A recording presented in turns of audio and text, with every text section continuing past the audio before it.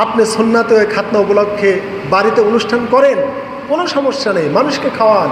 সাহাবা একরাম খাওয়াতেন, তাবেইরা খাওয়াতেন, উট জবাই করেও খাওয়াতেন, কোনো টেবিল পাঠতেন না, টাকা পয়সা নিতেন না, বৈধ বিনোদনও তারা করতেন। কিন্তু এখন আপনারা বৈধ বিনোদনের নামে অনুষ্ঠানটা কোরআন তেলাওয়াত দিয়ে শুরু করে সারা রাত গান বাজে। এটা কি ইসলামে আছে? এই সুন্নাতে খাতনা উপলক্ষে সারা রাত বক্স বাজাচ্ছেন, বক্স বাজায় মানুষের হকগুলো নষ্ট করছেন। এটা ইবাদত না। এটা আপনি ইবাদত পালন করতে গিয়ে হারামে লিপ্ত হলে, তাহলে একটা ইবাদতকে একটা হারামে নিয়ে গেলাম। সুন্নাতে খাতনা একটা ইবাদত, সুন্নাতি কাজ।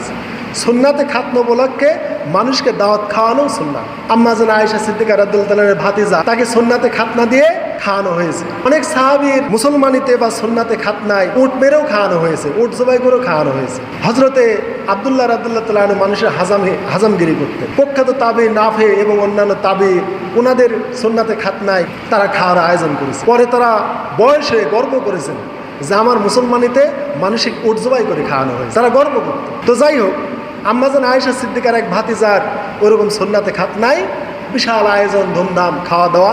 সেই টাইমে আবার মা আয়েশাকে বলল, হে উম্মুল মুমিনিন, আজকে তো মহা ধুমধাম সুন্নাতে খাতনা হয়েছে, খাওয়া দাওয়া হচ্ছে, তা আমরা কি কিছু আনন্দ করতে পারি না? বলছে হ্যাঁ পারো, ইসলামে বৈধ বিনোদন জায়েজ আছে, করো। তখন ইবনু আদিকে ডেকে নিয়ে আসলো।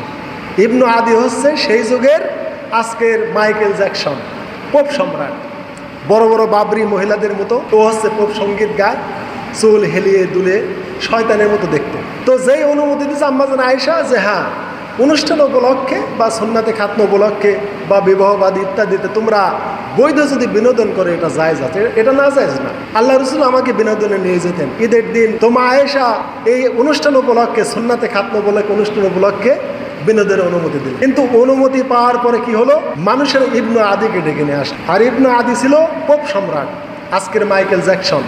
বিভিন্ন ছন্দবন্ধ, জাহিলি যুগের বিভিন্ন অপসংস্কৃতি, বিভিন্ন অশ্লীল কথাবার্তা ইত্যাদি বলতো, মাথা ঝুলাতো। ছান্দরি বান্দরি বিভিন্ন কাহিনী কথা, গণক ঠাকুরের কথাও সে বলতো। এরকম বিভিন্ন কথা সে মিক্সার করে করে বলতো। তো মানুষেরা মজে গেছে অনুষ্ঠানে। মা আয়েশা চলে আসলেন, দেখলেন ইবনু আদি চুল হেলিয়ে দুলিয়ে, একবার সামনে একবার পিছনে, একবার বামে একবার ডানে, মানে কি যে ভয়ঙ্কর ভাবে তার বড় বড় মেয়ে ছেলের মতো চলতো, বাবরি চুল, এরকম মাইকেল জ্যাকসনের মতো হেলে দুলে গান গাচ্ছে। তখন মা আয়েশা বললেন, তোমাদেরকে আমি এই অনুমতি দিয়েছি, ইসলামে বিনোদন বৈধ, কিন্তু এইরকম তোমরা বেয়াদবিমূলক আচরণ, এরকম একটা শয়তানের লোক নিয়ে এসে তোমরা বিনোদন করবে, এই অনুমতিকে আমি তোমাদের দিয়েছি। ওহ, এ শয়তান, একে বের করে দাও। এভাবে আম্মা জান আয়েশা রাদিয়াল্লাহু তাআলা আনহা অনুষ্ঠান বন্ধ করে দিলেন। তাহলে আপনি সুন্নাতে খাতনা উপলক্ষে বাড়িতে অনুষ্ঠান করেন, কোনো সমস্যা নেই, মানুষকে খাওয়ান।